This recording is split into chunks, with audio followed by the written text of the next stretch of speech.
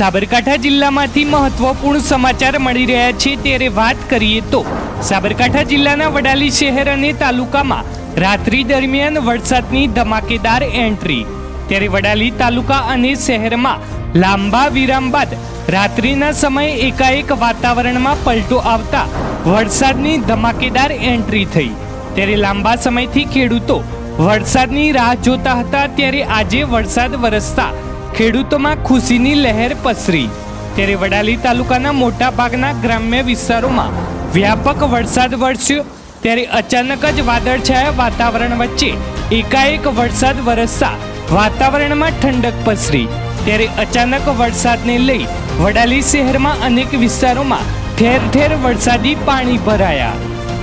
Bureau report, ખબર વડાલી, સાબરકાંઠા।